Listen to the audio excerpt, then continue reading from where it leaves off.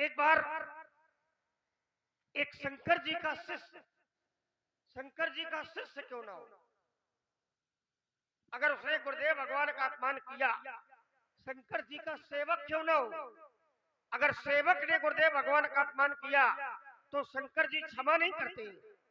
एक बार शंकर जी का एक सेवक शंकर जी के मंदिर में शंकर जी के नाम का जाप कर रहा था।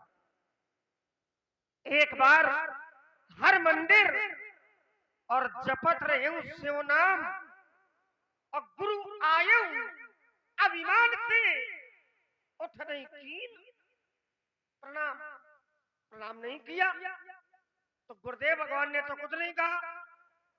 सो दयाल नहीं कहे कछ और न रोष लवलेश, लेकिन गुरु अग की अपमानता सही नहीं सके महेश।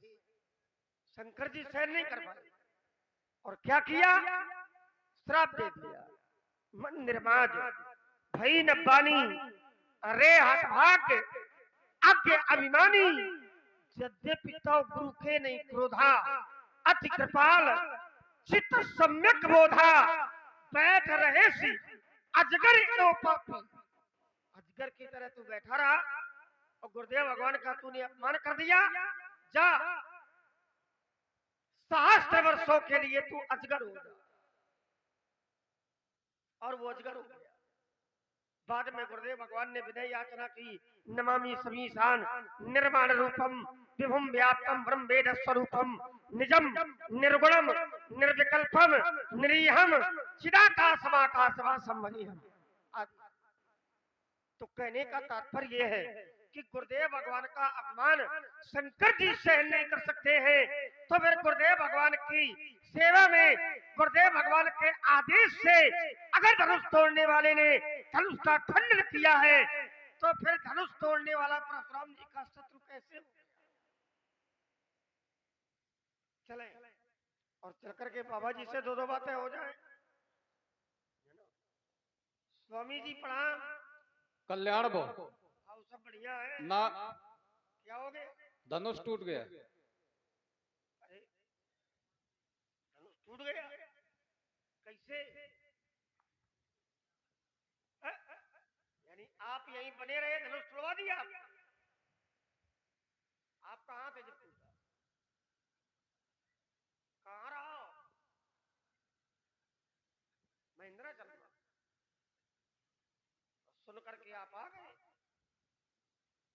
यानी कि क्रोध के मूल में धनुष का टूट जाना, और क्रोध के मूल में अगर धनुष का टूट जाना है तो महाराज मैंने बालकाल में एक नहीं दो नहीं अवल की भाऊ धनु ही तोरी ललकाई, तब कहो आश्रित की गोसाई। मैं जानना चाहता हूँ यही धनु पर ममता कई हेतु, ममता का हेतु क्या है, ममता का कारण क्या है? देखिए ममता के भी दो रूप है। एक वो ममता है जो लोग संसार से करते हैं, और एक वो ममता है जो भगवान से करते हैं। सांसारिक ममता को भगवान के चरणों में समर्पित कर देना ही पारमार्थिक ममता का रूप है। तो संसार के प्रति जो ममता है उसका त्याग कर देना चाहिए। रस रस सुख सरित सर पानी और ममता त्याग करे जीवी। लेकिन जो पारमार्थिक ममता है उसे भगवान के चरणों में समर्पित कर देना चाहिए, और ऐसा करने से व्यक्ति भगवान का प्रिय हो जाता है। तो महाराज अगर संसार से ममता है और वस्तु से ममता है तो अनुचित है, और अगर ममता भगवान के चरणों में है तो ममता स्वीकारने योग्य है। इसलिए मैं जानना चाहता हूँ धनुष के प्रति ममता का हेतु क्या है? तुम इसे मान का रहे हो, तुम इसे मान का रहे हो। इसे हमको लगता है ये वस्तु मान रहा है। धनुष को तुम वस्तु मान रहे हो।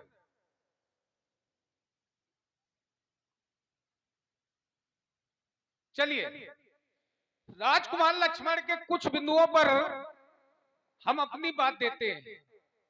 राजकुमार लक्ष्मण ने कहा, अपराध एक ने किया, दंड सभी को क्यों?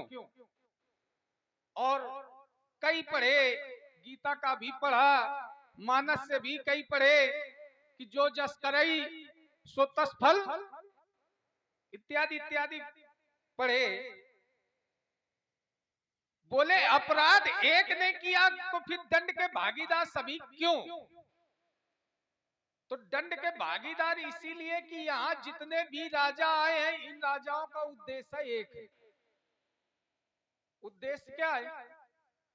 जिस समय राजा जनक का प्रण हुआ तो कहा गया, द्वीप द्वीप के भूपति नाना और आए सुन जो हम प्रण। और राजा जनक का प्रण क्या है कि सोई पुरारी को दंड कठोरा और राज समाज आज जय ही। सबका एक हाथी राय। सबका उद्देश्य क्या है? सबका उद्देश्य तो धनुष तोड़ना है। धनुष तोड़ने के लिए तो आए हैं। और बहुत से राजाओं ने धनुष को उठाने का भी प्रयास किया।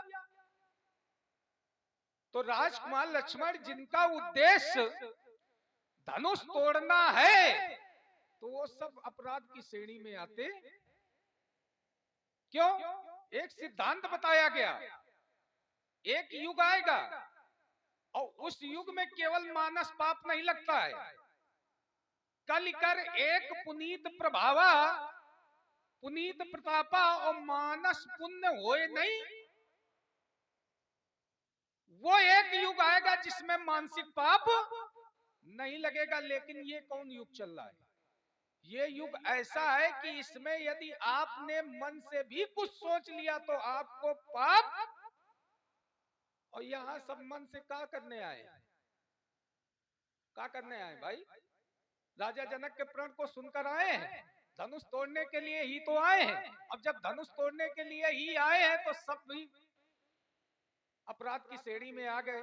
इसीलिए हमने कहा है, न तुम्हारे जय सब।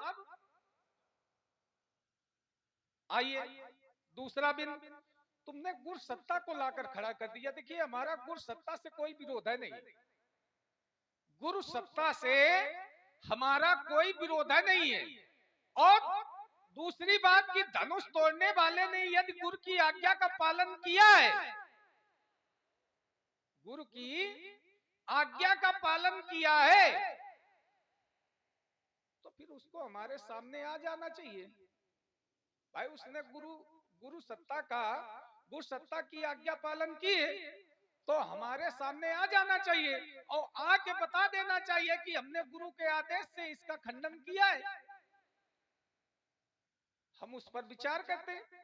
लेकिन अभी तक हमारे सामने कोई ऐसा उपस्थित नहीं हुआ जिसने ये कहा हो कि धनुष गुरु की आज्ञा से तोड़ा गया है। कोई ऐसा उपस्थित नहीं हुआ है। हुआ है कोई ऐसा उपस्थित जिसने ये कहा हो कि धनुष हमने गुरु की आज्ञा से तोड़ा है? हमें जो भी राजा जनक से पूछा, राजा जनक ने कोई उत्तर नहीं दिया। इसके बाद तुम्हारा भैया आ गया, ना संबोधन भंजन आ रहा हुई है कौ एक दास। अरे ये कौ जो है शब्द क्या है? निश्चयवाचक है। निश्चयवाचक तो है नहीं।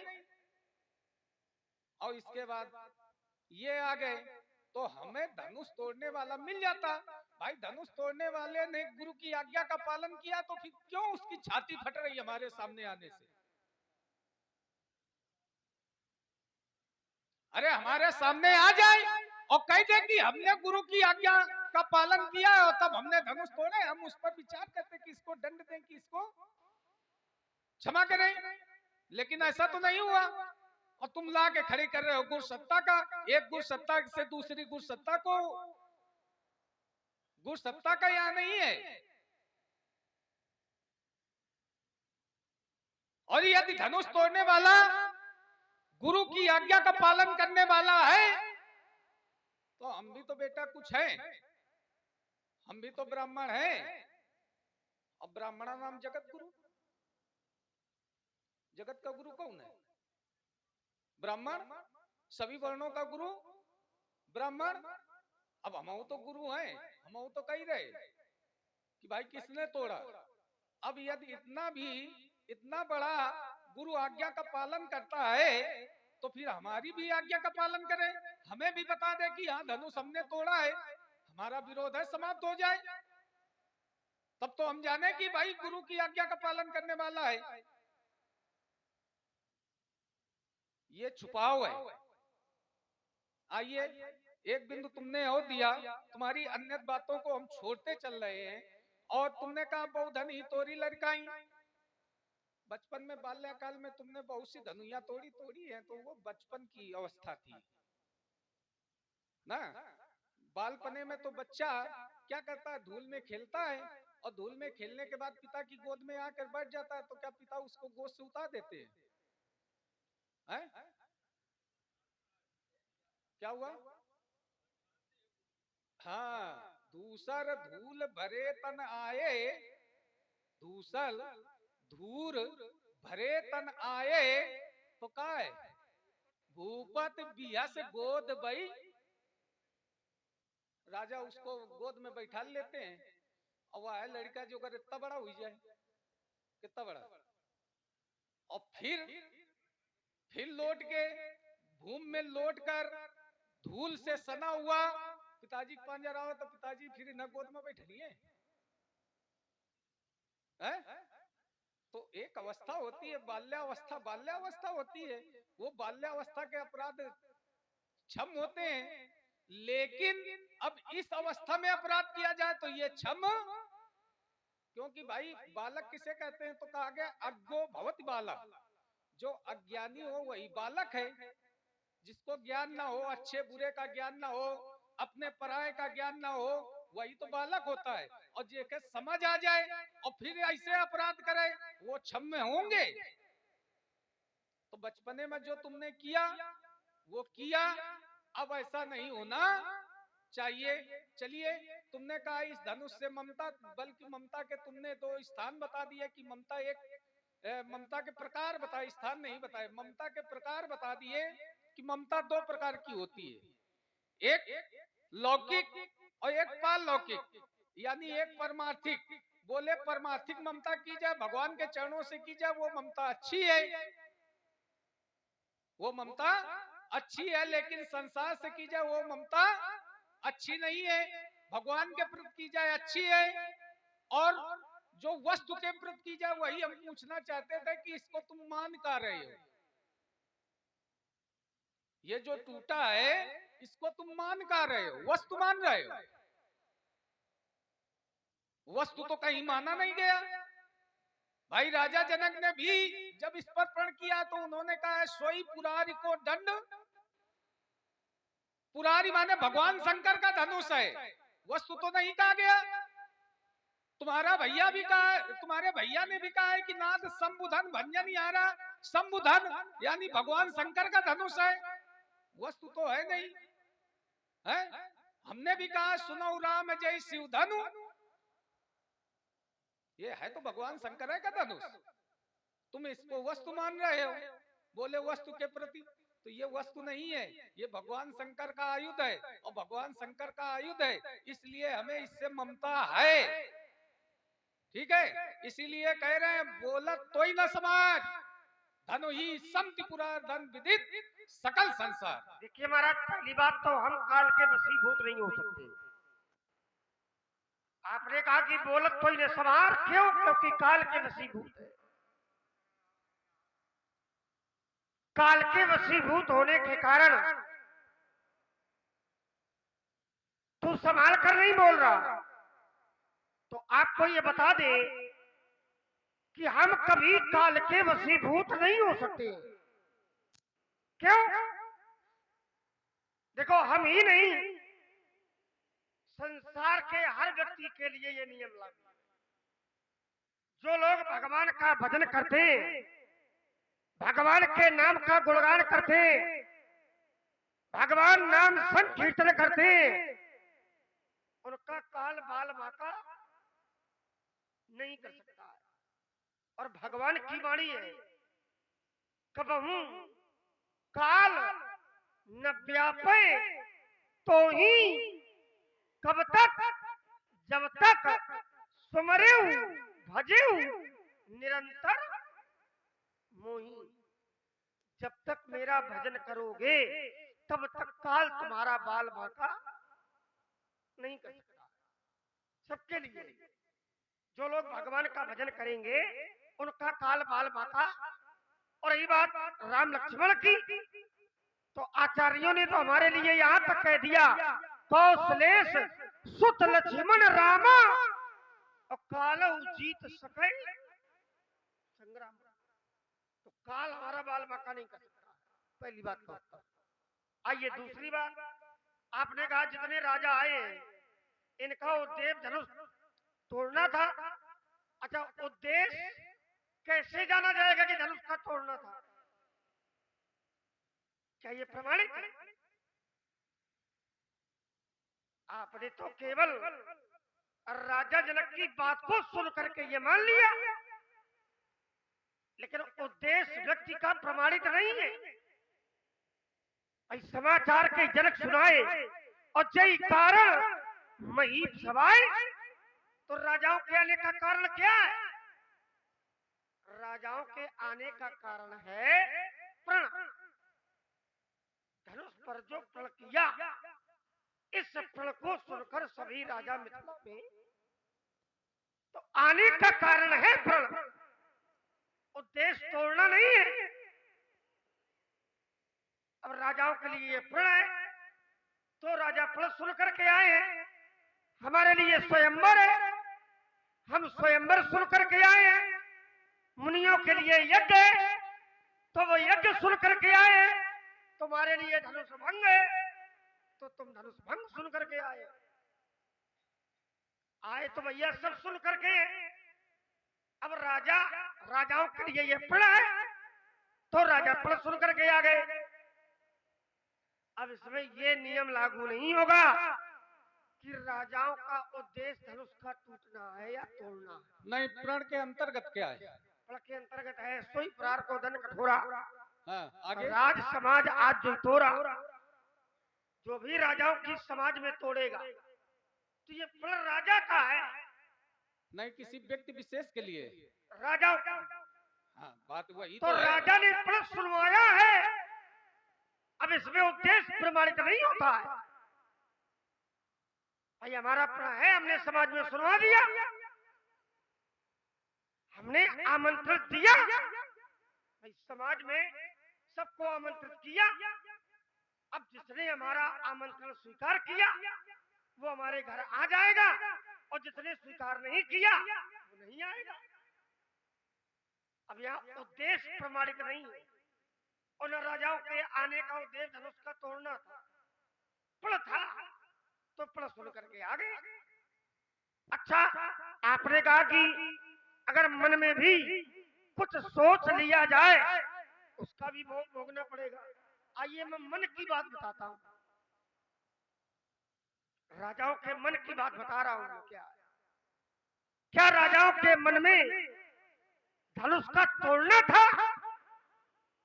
तो वही अर्धाली है, वही चौपाई है, कहीं जाना नहीं है। आपने मन की बात रखी है तो प्रमाण भी मैं मन का ही दूंगा। तो राजाओं के मन में क्या है? तो सभी राजाओं के मन में धनुष का तोड़ना नहीं है। क्या है? तो एक अर्धाली में बात प्रमाणित होती है, जिनके कच्छ विचार मन माही, तो चाप समीप मही न जाए।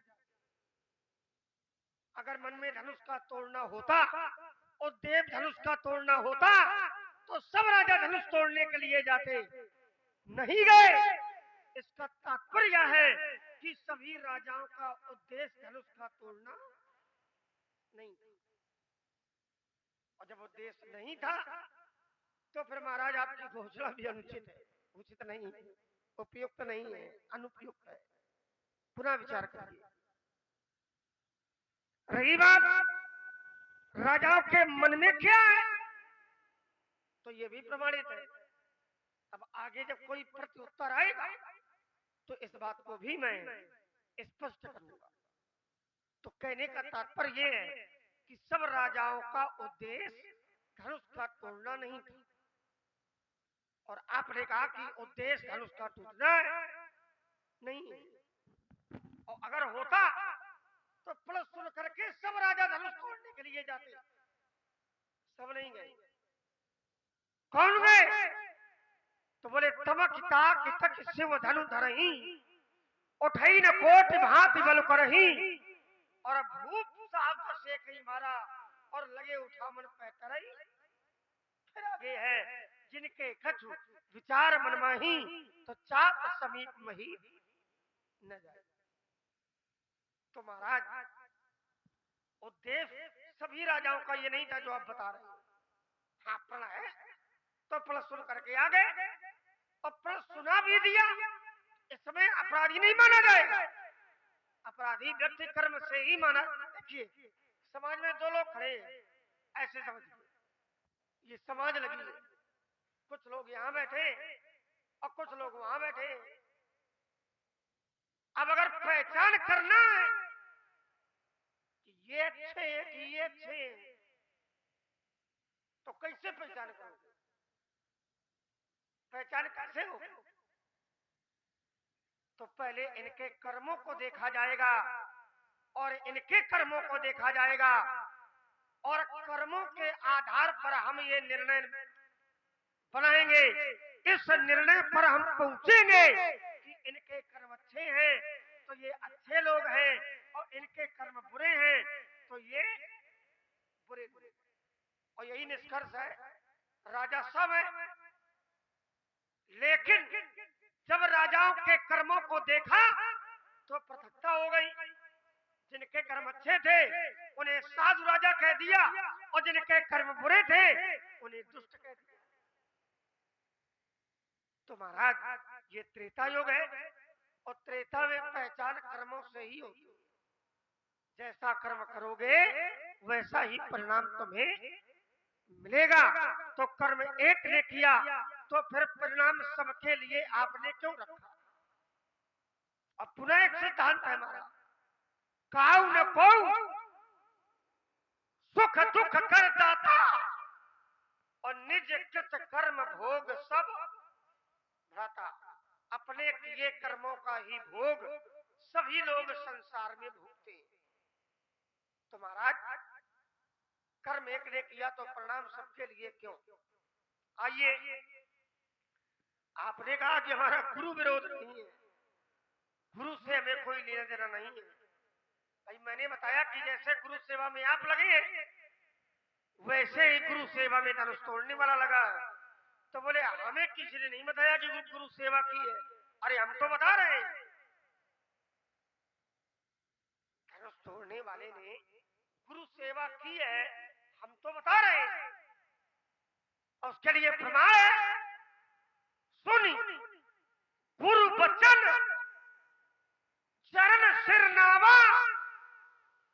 और गुरु का आदेश है उठाऊ अमुख भंजऊ भव चापा, और मेटऊ तात जनक परी। तो ये प्रमाणित है, हमारी कोई बात बिना प्रमाण के नहीं हो। तो धनुष तोड़ने वाले को जब गुरु आदेश मिला तो आगे प्रमाण कहता है, सुनी गुरु वचन शरण सिरनावा, और हर्ष विषाद न कछु उर, साजई चले सकल जग स्वामी। तो महाराज ये जो कार है ये गुरु सेवा में ही। आइए और देखो, माता का आदेश हो जाए, पिता का हो जाए, गुरु का हो जाए, प्रभु का हो जाए, अगर इनका आदेश हो जाए तो महाराज इनके आदेश का पालन करना चाहिए। शंकर जी चलो हमारी बात न मानो, अरे शंकर जी को तो मानो। और शंकर जी कहते हैं मात पिता प्रभु गुरु के बानी, और विनय विचार करिए शुभ जानी। तो महाराज इनके आदेश का पालन करना चाहिए, और ना करे तो हाँ। देखो कई कई स्थान ऐसे हैं हाँ, जहाँ पर इनकी आज्ञा का पालन नहीं किया गया, कई तो नहीं है। तो कई- क्या उसमें दोष लगा? देखो कई नहीं है, केवल 2 स्थान ऐसे हैं, जैसे जैसे हिरण्यकश्यप का पुत्र प्रहलाद और शुक्राचार्य के शिष्य राजा बलि। और एक है, और कौन है? और एक है, आप बताना कौन है? एक और है, एक जगह मोई उपदेश दीन गुरु नीका, ना तो वहां गुरु की मानी गई ना माता की मानी गई। देखो जहाँ की बात बता रहे हो वो प्रमाण मैं पहले दे चुका, इसलिए वो नहीं मैं है कि नहीं है? तो कहने का ये मतलब है कि सब जगह ये नियम नहीं लगेगा। अब देखिए ये कुछ- नियम नहीं है। ये क्या अपवाद है? हाँ, ये जो तुम पढ़ रहे हो ये अपवाद है। गुरु पित मात, ये नियम है। ये मात नियम- पिता गुरु कहबानी, बानी बिना विचार करे ये सुन नियम जानी। है। और और अगर कहीं ऐसा कोई बनता है धरातल, जैसे राजा बलि ने गुरु शुक्राचार्य की नहीं मानी, क्यों नहीं मानी? क्योंकि राजा बलि जानते थे कि हमारे जो गुरु हैं ये भगवान के विरोध में पहले से, तो जहां व्यक्ति पहले से भगवान के विरोध में हो उनकी बात ना भी मानी जाए तो उसमें कोई दोष।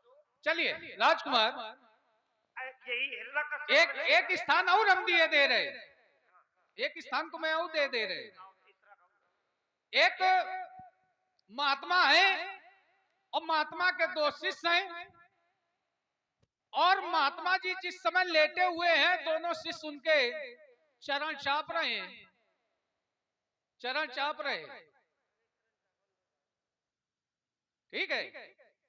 तो वहां लिखा गया कि बार बार गुरु कह रहे कि बेटा आप सो जाके, बेटा आप सो जाके, लेकिन बेटा गुरु की आज्ञा का पालन नहीं कर रहे। वहां लिखा गया बार बार मुनि आज्ञा दीनी, और को के लिए नहीं, यही दोनों भाई के लिए है। बार बार मुनि आज्ञा दीनी रघुपत शयन जाई तब। अच्छा ये बताओ कि वो बार बार कह देंगे भाई, यदि पालन करना है माता पिता गुरु प्रभ के बानी विनय विचार करी शुभ जानी, ये यदि नियम है तो वहां जब गुरुजी ने एक बार कहा कि अब जाओ शयन करो तो उसको जाके शयन कर देना चाहिए।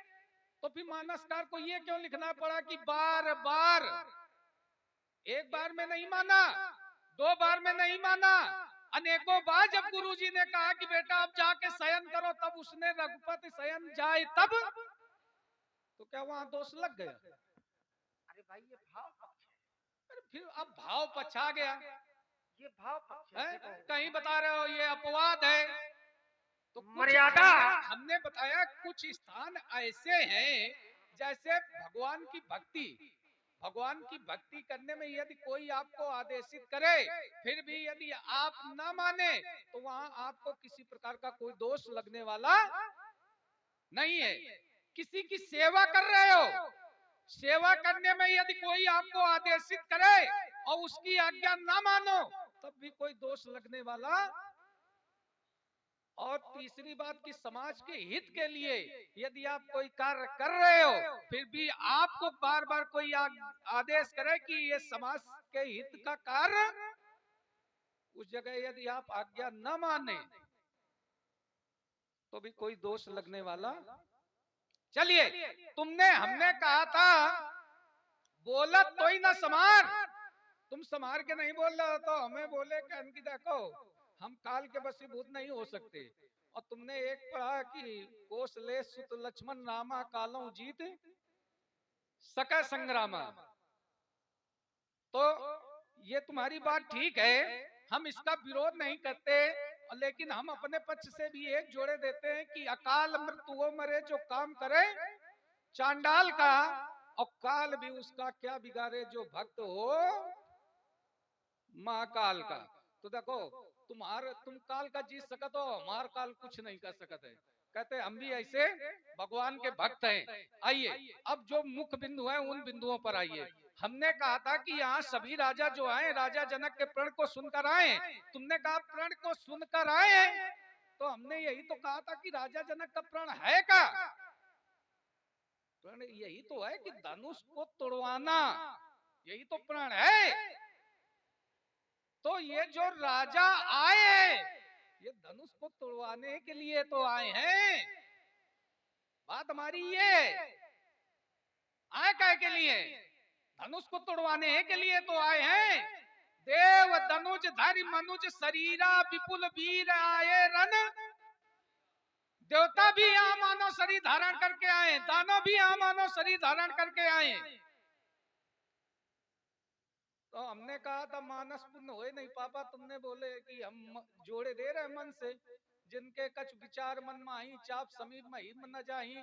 और उसके पहले तुम पढ़ रहे हो कि तमक ताक तक सुधन धरही, उठई न कोट भांत बल करही, भूप सास 10 एकई 12 लगे उठावन। तो वो राजा आए थे धनुष तोड़ने बेटा, लेकिन उनकी मानसिक स्थिति बदल गई कि जब 10-10 हजार राजा उस धनुष को तिल मात्र उठा नहीं पा रहे, हिला नहीं पा रहे, तो हम तो इनसे कम शक्तिशाली हैं, हम क्या कर पाएंगे? तब लिखा गया जिनके कछ विचार, उनके अंदर यही विचार आया है, वो दूसरा कोनो विचार नहीं है कि जब ये 10-10 हजार राजा इसका कुछ नहीं कर पा रहे तो हम क्या कर पाएंगे। ये विचार आया लोगों के मन में, जिनके कछु विचार मन में आई। तब लिखा गया चाप समीप महीप न, उस धनुष के पास नहीं गए, आए तो सब धनुष तोड़े हैं। अब विचार उनका यही हुआ कि जब 10-10 हजार राजा धनुष को तिलमात हिला नहीं सके, धनुष को तिलमात हिला नहीं सके, उठा नहीं सके, तो हम क्या कर सकते हैं? हम तो इनके आगे बहुत न्यून हैं, हमारे द्वारा क्या होगा? तब है लिखा गया है जिनके कछ विचार, वो है विचार मन में। इधर की बातें उधर जोड़ो। अच्छा ये विचार है, ऐसा घुमाते हो। ये विचार है जो बता रहे। और कौन सा विचार है? ये विचार है। और कौन सा विचार है? यही विचार? इसी के नीचे लिखा गया है कि भूप सास 10 एकई 12 और लगे उठावन टरई नटारा, जिनके कछु विचार मन माही। क्या विचार? यही तो है कि 10-10 हजार राजा जिस धनुष को नहीं उठा पा रहे, हम उसका क्या कर पाएंगे? विचार यही विचार है कि हमें विचार की चौपाई वही नीचे है, वही नीचे है जहाँ की पढ़ रहे हो, वहीं के नीचे है विचार क्या है राजा। वो तुम अपने क्रम में पढ़ना, चलो, ये हमारा क्रम है। हाँ, हमारा क्रम